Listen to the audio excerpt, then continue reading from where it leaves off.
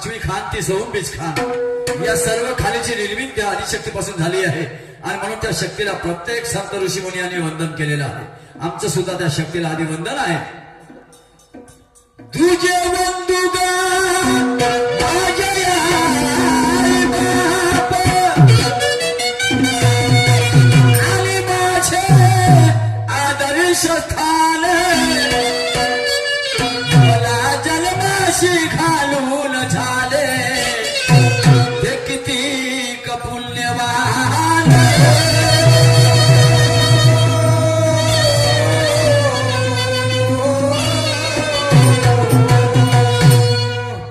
त्याच्या पायी जगातील सर्व तीर्थ आणि म्हणून या विचार पीठावर देतो नाही दुसरा मान. संत शिरोमणी जगद्गुरु तुकोबाराय म्हणतात सारं जग फिरून अर्थ नाही ना माय बापासारखं तीर्थ ना. वास्तविक काय ते नाकारता येत नाही. आई वडील आमच्यासाठी खरे देव आहेत. कुठलाही देव जर तुम्ही त्याच्या आधी आपल्या आई वडिलाची पूजा केली अर्चना केली तर तो देव नाराज होणार नाही. आणि नाराज होत असेल तर समजून जा तो देवच नाही.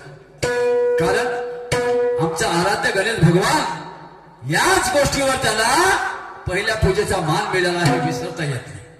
मग आमचा आराध्य जर आपल्या आई वडिलाला देव मानत असेल तर आम्ही का मानू नये. आणि म्हणून माझं म्हणणं असेल मी त्याला धन्य समजेल. एखाद्या मुलाला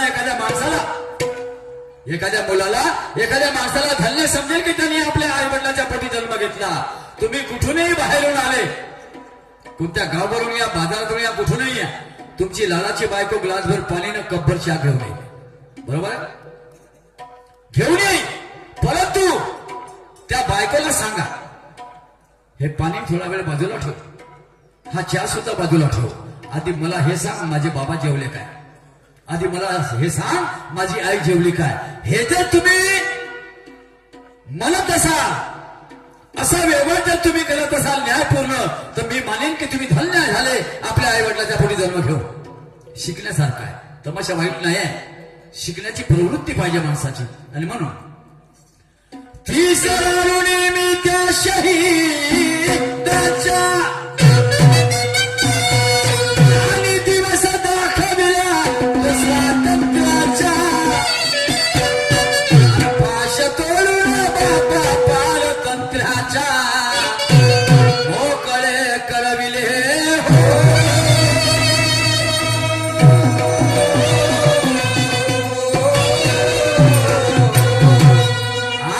साठी बापा फासावर चढले.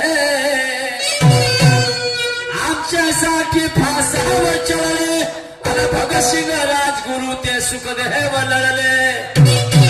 झलकारी देवीचे रक्त सांडले आणि तिथे मी नतमस्तक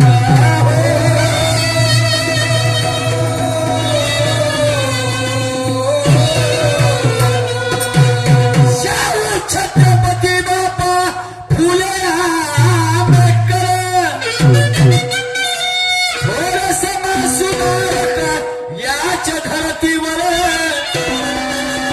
जातीवादाला बापा छळले फार तरी त्यांचाच जय जयकार.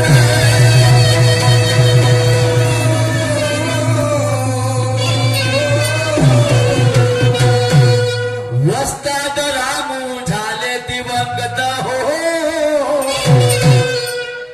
वस्ताद रामू झाले दिवंगत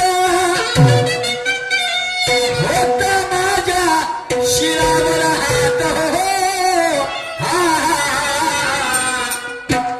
शाहीर पुरुषोत्तम बापा गात सभेत अरे मेळ तिरंग्याच्या माझ्या लढा.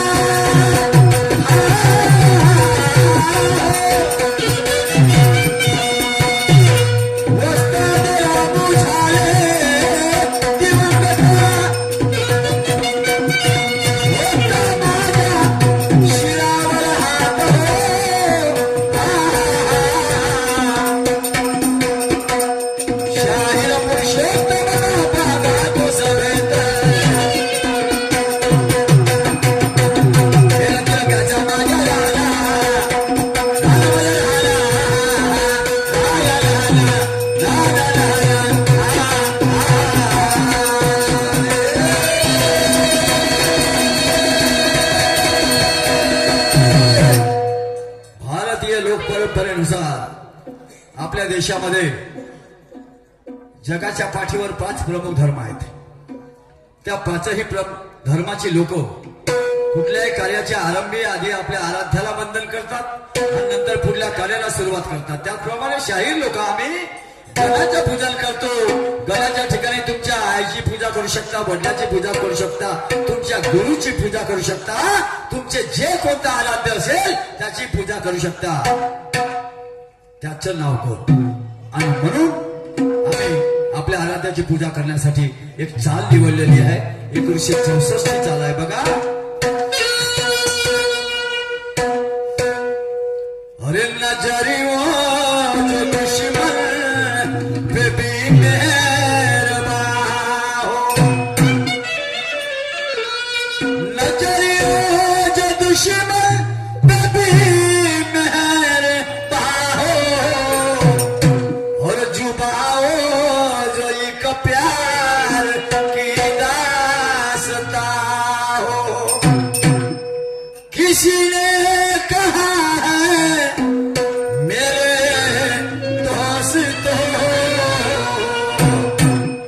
किसी ने कहा मेरे दोस्तों बुरा मत सुनो, बुरा मत देखो, बुरा मत सुनो, बुरा मत देखो, बुरा मत लिखो.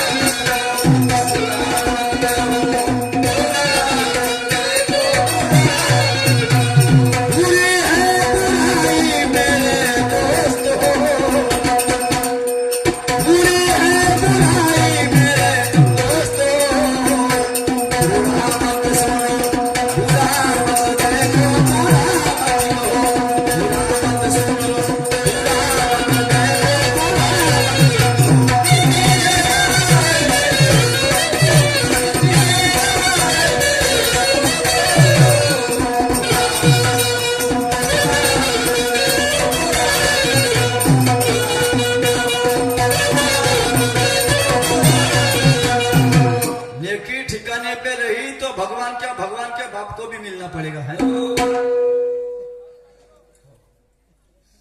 मला सांगा, शेंडा धरून काही अर्थ आहे का? मग गुळच नाही पकडू का आपण? बरोबर. शेंडा पकडून काही अर्थ आहे का? भगवंताला पर्याय आहे का? कोण सांगू शकतं काय? भगवंताला पर्याय आहे काय? जगाच्या पाठी भगवान किती आहे? एकच की नाही? मग जर त्याचाही कोणी बाप असेल तर मग याले काय नाही पूजाचं? त्याच्या बापाला धराला शिदा शिदा चुकीचं बोलतो काय? आणि म्हणून चला, ही माझी नसून या जगाची कहाणी, ही माझी नसून या जगाची कहाणी, मांडले मत मतांतरी इथे कित्येकानी, कृपेच्या प्रसादे किती दाहिले, कृपेच्या प्रसादे किती दाहिले, आणि तरीही त्या गणा अरे आदी गणा समोर माहिले, तरीही त्या गणा आदी गणा समोर माहिले.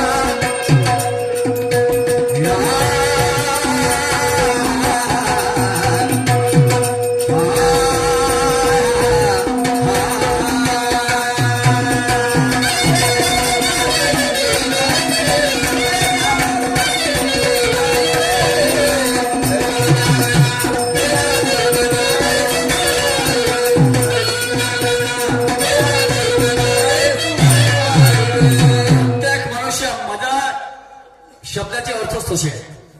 कृपेच्या प्रसादे किती राहिले तरी त्या गणा आधी गणा हे सुमन वाहिले. जरी भारताया दुःखी पाहिले आणि तरी त्या गणा आधी गणा हे सुमन वाहिले. जगाच्या पाठीवर प्रत्येक मनुष्य आशादायी आहे. बरोबर आहे भाऊ? जगाच्या पाठीवर प्रत्येक मनुष्य आशादायी आहे ना. आशादायी असलं काय पाप नाही. आशादायी माणसानं असावं, असायलाच पाहिजे. आणि जो आशादायी असेल तो जिवंतपणाचं लक्षण आहे. आशादायी नसेल तर तो मेल्यामध्ये दाखलाय. म्हणून आशादायी असणं गरजेचं आहे. पण नुसती आशा ठेवून चालत नाही. त्या आशेला कर्माची जोड पाहिजे. आशेला कर्माची जोड पाहिजे तरच कुठलाही मनुष्य कुठल्याही कार्यामध्ये यशस्वी होऊ शकतो.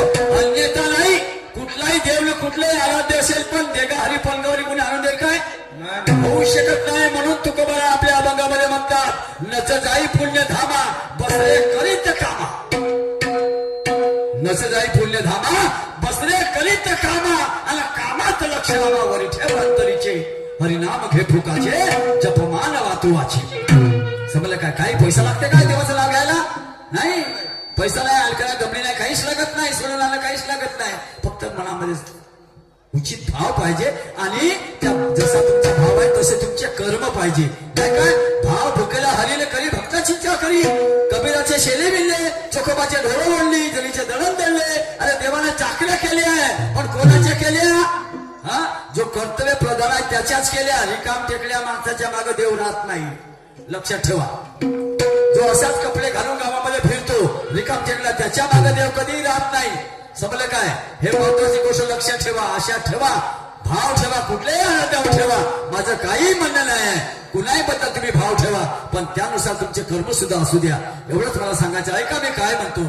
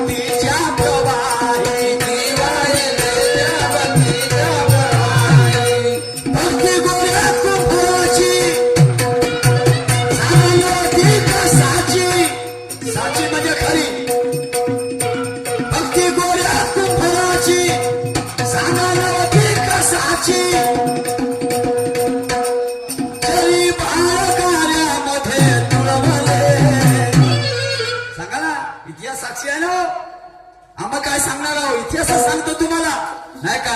जरी बाळकाऱ्यामध्ये तुळवले आणि तरीही त्या गणा अरे आदी गणा हे सुमन. तरी त्या गणा अरे आदी गणा हे सुमन.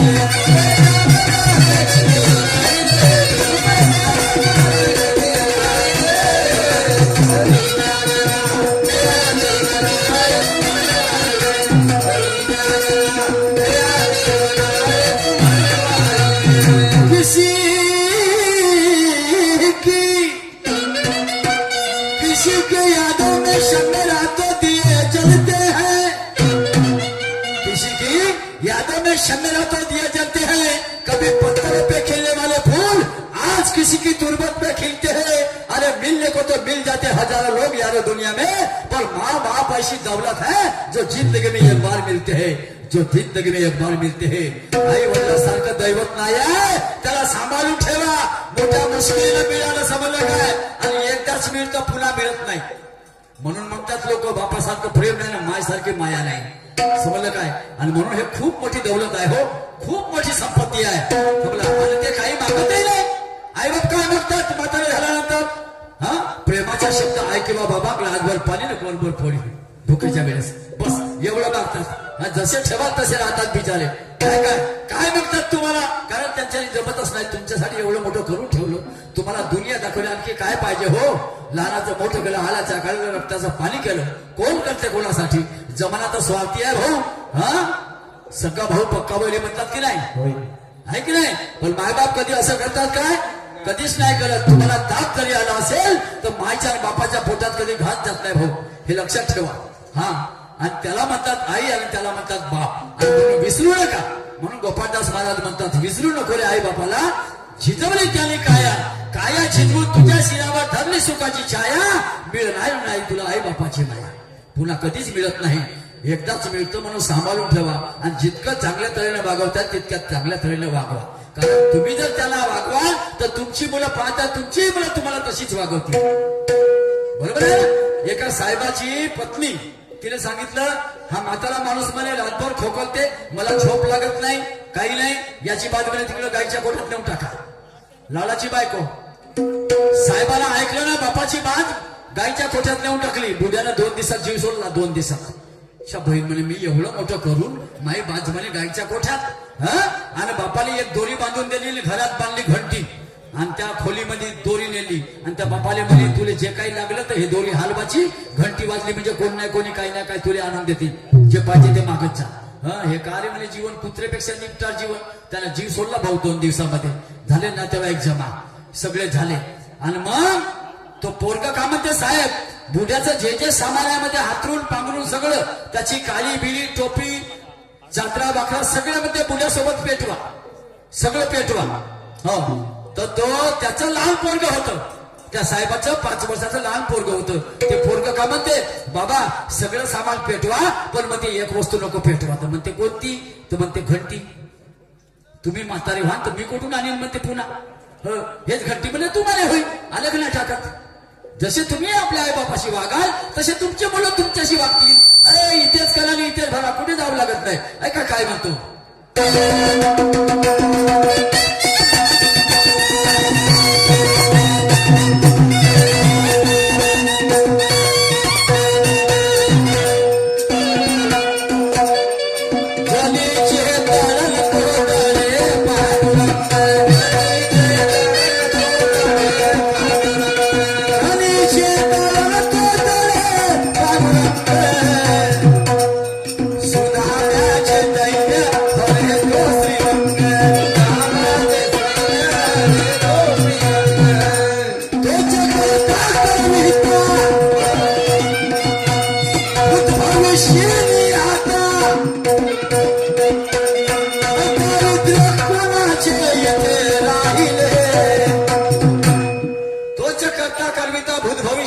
त्रिकालदर्शी नाही का भगवान त्रिकालदर्शी तिने काळामध्ये तोच करता आणि करविता मग दारिद्र्य कुणाचे इथे राहिले नाही काय जे तुमच्या कर्मामुळे हे काय देवाला दिले काय दारिद्र्य कुणाला नाही हे सगळं तुमच्या कर्मावर अवलंबून आहे आणि म्हणून मग दारिद्र्य कुणाचे इथे राहिले पण तरीही त्या गणा अरे आदि गणा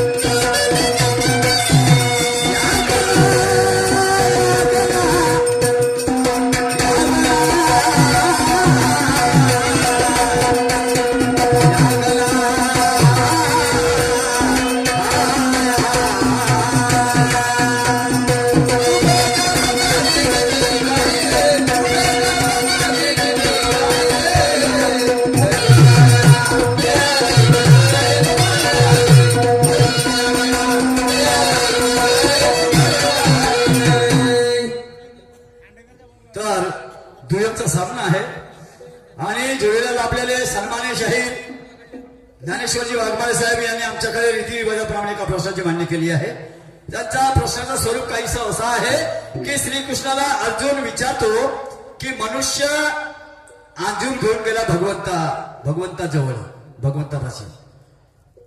आंजूर म्हणण्यापेक्षा ओंजड म्हणा, ओंजड वाङ्मयाचा वापर करा, ओंजड म्हणा. मनुष्य ओंजड घेऊन गेला भगवंताजवळ, ज्याच्या हातात भगवंतानी गुण दिले, त्या गुणातून एक गुण खाली पडला, एक गुण खाली पडला, तो भगवंताने पायाखाली दाबून ठेवला. आणि जो एक गुण खाली पडला तो कोणता, आणि आंधळीत जे गुण राहिले ते गुण किती, असं शाहीर साहेबांचं म्हणणं आहे. शाहीर साहेब, पहिला तर मला या प्रश्नाबद्दल मला असं म्हणायचं आहे की गुण हा ओंजळीमध्ये किंवा हातामध्ये दिला जात नसतो. कारण श्रीकृष्ण भगवंताने सुद्धा अर्जुनाला गीता सांगितली, अनेक प्रकारचं मार्गदर्शन केलं, त्यांनी काही ओंजळीमध्ये दिलं नाही. दुसरी गोष्ट,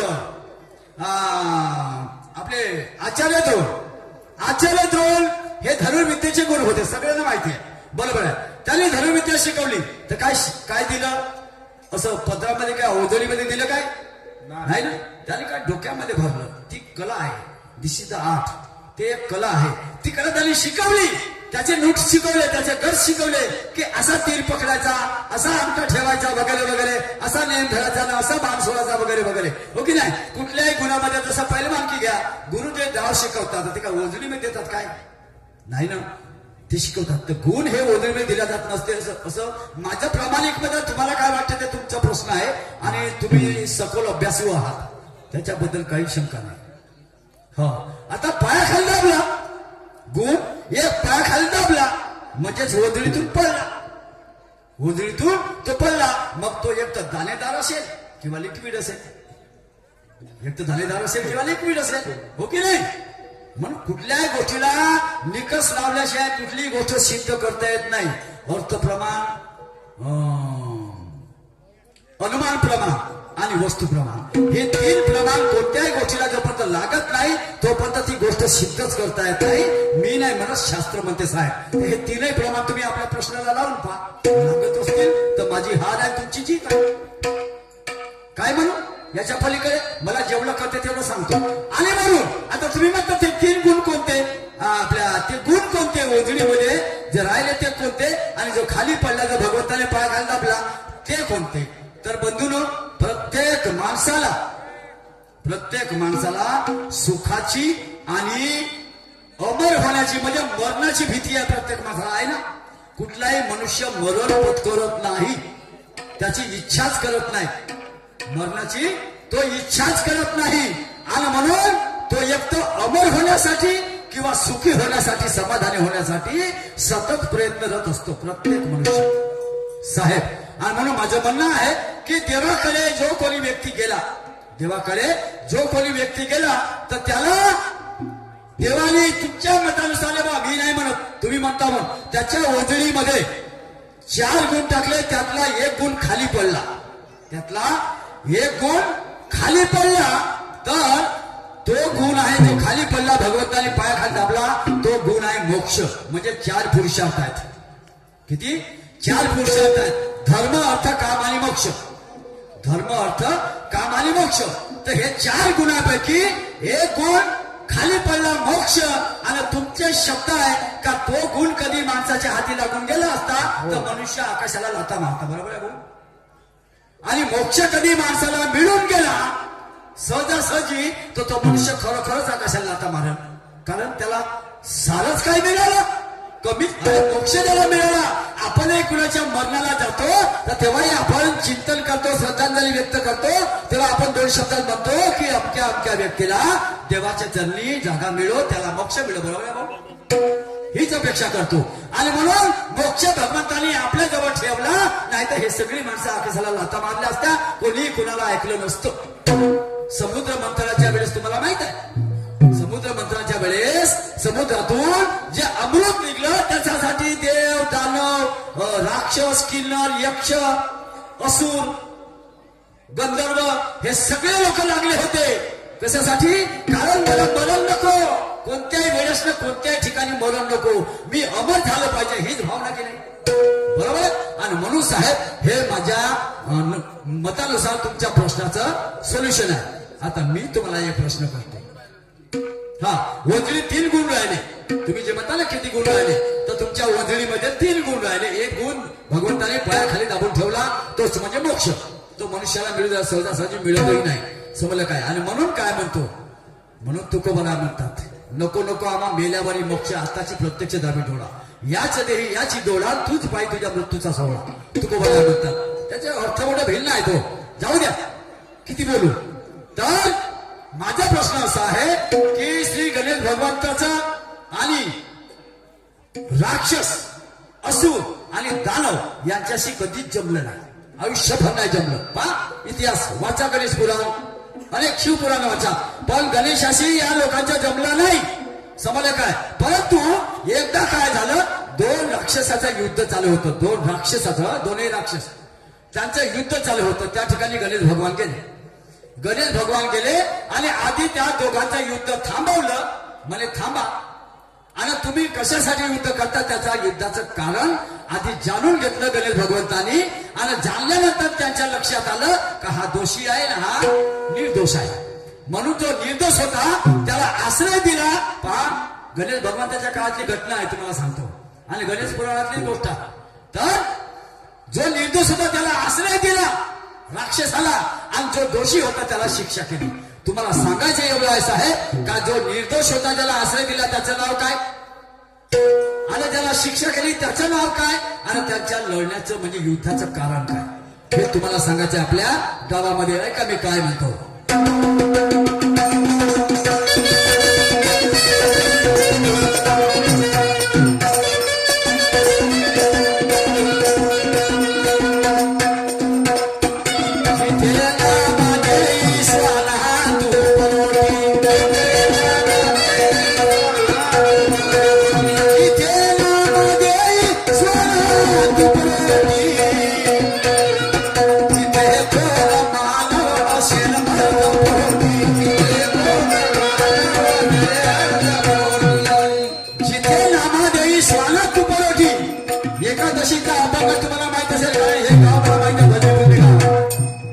एकादशीच्या दिवशी नामा होते उपवासी, द्वादशीच्या दिवशी नामा बसले स्वयंपाकाशी, देवस्वाने होऊन आले, पोळ्या घेऊन पळाले, हाती घेऊन तुपवाटीनं नामा धावे, स्वाला पाठी उभा उभा जग जेठीन, कोणत्या पोळ्या कशा खाची, उभा उभा पांडुरंगन पोळ्या खाई तुपा संघ. बरोबर भाऊ, हा एकादशीचा अभंग. जिथे नामदेवी स्वाला तुपवटी, अरे नामदेवाने जिथं कुत्र्याला तुपवटी चालली, त्या काळामध्ये कोणी दारिद्र्य रेषेत असेल काय, कोणी उपाशी आला असेल काय, कुत्र जेव्हा तुपवटी खाते ते कोणी उपाशी असेल का हो. आणि म्हणून म्हणतो की सगळं काय तुमच्या कर्मावर अवलंबून आहे. आधीचे माणसं हे कर्तव्य प्रधान होते, कर्तव्यवान म्हणून तर 100, 105, 110 वर्ष जगत होते. आता तर 50 लागली का काही खरं नाही, नो गॅरंटी. बरोबर आहे ना? असं आहे. कशामुळं? कर्मामुळं. नाही का? इंग्लंडचे doctor Winston Churchill, prime minister, हे भारतीय दौऱ्यावर आले आणि त्यांनी जाताना आपल्या भारताला निरोप देताना एक गोष्ट सांगितली. कुणाला? मनमोहन सिंगला. त्यावेळेस पंतप्रधान होते मनमोहन सिंग. यांना एक गोष्ट सांगितली की म्हणजे तुमच्या देशातला मनुष्य आळशी आहे. काय म्हणाले? तुमच्या देशातला मनुष्य आळशी आहे, ऐत खाऊ आहे, लवकर श्रीमंत कसं होता येईल याच्या पाठीमागे जास्त धाव आहे. हे त्यांनी आपल्या निरोप समारंभामध्ये सांगितलं. पहा, असं आहे. म्हणून सांगणं आहे, जिथे नामदेवी स्वना तू परोटी, तिथे कोण मानव से अर्धपोटी, त्या गरीबाची केव्हा